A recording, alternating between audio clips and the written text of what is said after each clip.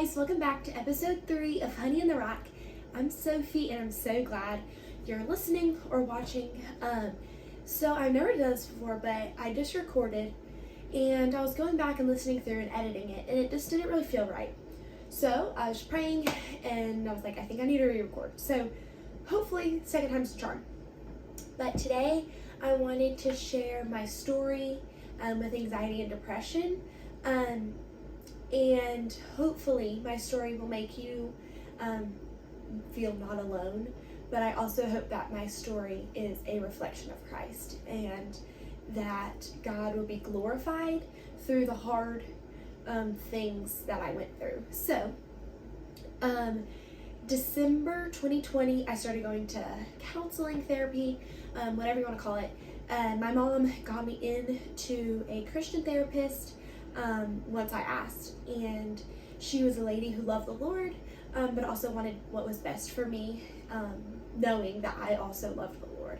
And so I started going to therapy to heal from my grief, to start working out the things that I was grieving. And quite honestly, when I went in, I was like, I want to go to therapy because I don't want to be depressed. That was like my first thought, and so I started going, and it was more than that, and it helped me get out a lot of things I needed to get out. And so I do encourage, if you have the opportunity, to try counseling. It's not for everyone, but it is for some people, and so I think it's a really cool opportunity. Even if you're not going through a death or anything like big, I think it's really good for everyone to share what's going on in their life with someone who is trusted, but also is like full of knowledge of what you're going through. So honestly, at the beginning of the year of 2021, I started struggling really bad with anxiety and was able to put a name to it. Like, this is what anxiety is. I was very anxious about everything. Things that seem so silly now that I'm looking back on it were so real and so big. And literally everything. Like, I would do such weird things that I was just like so worked up about. Like, why was I anxious about that? Why was that such a big thing? But it was.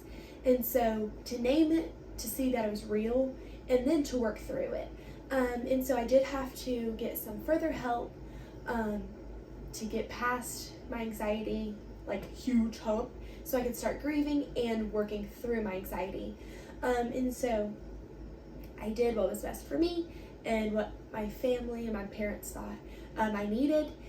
And so my anxiety wasn't just healed like next day, ready, like healed from anxiety, but like it was a long process. I'm not gonna say I'm perfect of my anxieties and my fears, but it's a very drastic difference from what I was at the beginning of 2021 to now. The anxieties are just much calmer. I've learned to put my full trust in Jesus, my full anxieties on Him. Philippians 4:6 says, do not be anxious about anything, instead pray about everything. And so pray about literally everything. So now I have to remind myself, oh, I'm feeling anxious about this, okay, and then I'm going to pray about it. Oh, I'm getting worked up about this, pray about it. And so now I'm running to prayer in everything, and that really does help when you can give it to the Lord. He is the one in control, you're not. And so when you give the worries and the fears to the one who's in control, it's going to make all the difference. And so around April of 2021, my anxiety started slowing it down because I was getting further help with them. So I was able to work through that and work through my grief. When midsummer, I started struggling with depression. This is what I was scared of. I was scared that I was going to become depressed and never become undepressed, if that was the thing. But that was a thing in my head that I was like, I'm going to get depressed and then I'm never going to be able to get undepressed. And I didn't want that to be defining of me. And so I was very scared when I realized I was very sad. I was just kind of always sad. I was kind of always mopey, even though I was doing fun things. My family was so supportive and loving of me, and I did so many fun things with my family and my friends, but I still just had this like inner lying sadness. Some days it was hard to get out of bed, more days than not. Hard to get out of bed, hard to take that first step.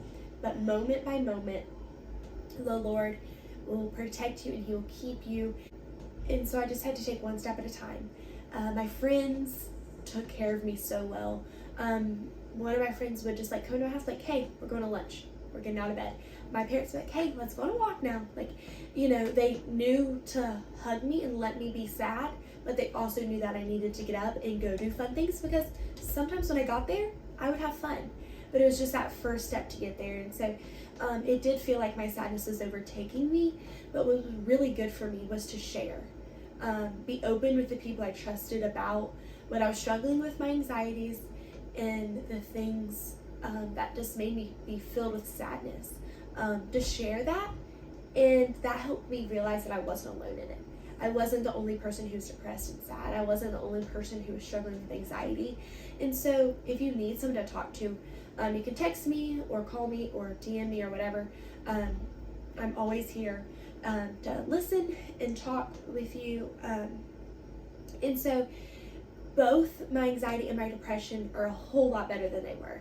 I'm not going to say I'm always happy or I'm never anxious, but I have found the true joy and peace in Jesus. And I'm not saying if you have anxieties or you have depression, that means you're not trusting in the Lord. But I have found a smooth spot in my life that helps me not be so depressed and not be so anxious. And so really do cast your cares on the Lord. You're not a burden to Him. You're not too much. He is not afraid of your problems. He already knows them. But it's so important for you to call on the name of the Lord and ask for help from Him and those around you. So someone asked me this question, and I kind of was like taken back because it was surprising. I was like, whoa, how do I answer that? How was my depression used for good? And I was like, how can something so not good be good? And I was like, I don't know. And I really had to think about it, and I sat down and I was like, whoa, because there is good that came out of my depression. And my anxiety as well, but she in particular asked about depression, but the things that I have learned was to fully rely on God. The good thing that came out of my depression was I had to learn that. I couldn't rely on the world for anything. The world wasn't giving me what I needed. It wasn't filling me, and it's not going to fill you either. It might make you happy for 30 minutes or a few years, but everything of this world will not last, but Jesus will. And so when I learned to rely fully on Him for everything, even for joy, I had to rely on God to bring me joy, to give me joy in things that normally people can just go hang out with friends and feel so happy. I had to be like, Lord, help me have joy with my friends. Help me have joy in this. And so the good thing that came from my depression was learning to fully rely on God, because I couldn't do it on my own, and I can't do it on my own. And that's okay. Put your trust in the one who is in control. And then my anxiety brought me to have I'm not perfect at this, but more compassion for those who are also struggling with anxiety, because I understand it. I get that it seems like the biggest thing in the world, even though it's not that big of a deal. It seems like a big deal, like when the little kid, their Barbie doll breaks, and it's they're sobbing, it's we'll just get a new one. But right then, that seems like the worst thing to the kid. And so that's how it is for us. Sometimes our anxieties seem small and silly after, but in the moment they feel so real. So if you struggle with anxiety or depression, how is that used for good? Sorry, apparently I'm getting text on my computer. Didn't know that's a thing. If you can hear that. Anyways, ask yourself, how are these things used for good? Because they are. God can turn anything that seems bad here on earth into good. All things can be used to glorify and honor God. And so let your situations be used for the good of God and help that grow your faith, but also help that grow the kingdom. And then I want to remind you, anxiety and depression is not who you are. It's not your identity. It's not who you are. It's not a part of you. It's something you're struggling with, but you can be freed from it. I was told a lot by people on the outside, not my family or friends, but a lot of people are like, it's just who you are. You got to deal with it. It's just a part of you now. And that was hard. your identity is not anxiety. Your identity is not depression. That is not who you are. You are God's. He will take care of you. He will provide for you. His plan is better than ours. I would have been like, what's the good of this? Why did I have to go through that? Instead, think about, I got to go through anxiety because now I'm here. Now I'm so much stronger in my faith. Now I've had to learn these things. So now I see the world a little bit differently. And so that is not your identity. Depression, anxiety is not who you are. You're not a slave to it. You're not going to have to be a slave to it forever, and you can be freed from it.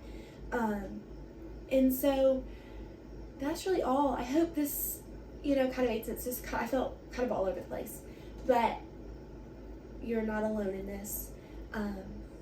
If you are struggling with one of these things, or if you have a friend who's struggling with these things, hopefully you either can help your friend, or you can help yourself, I guess. And so I'm so sorry if this is something you struggle with, because it's hard and it's real. But God is bigger. God is stronger, and He's the one in control. So thank you so much for listening. My mama is on the next episode next Tuesday, so I hope you listen and tune into that, because she has so much wisdom to share. So I'm so excited. But thank you for joining me. I love you guys, and I hope you have the best day.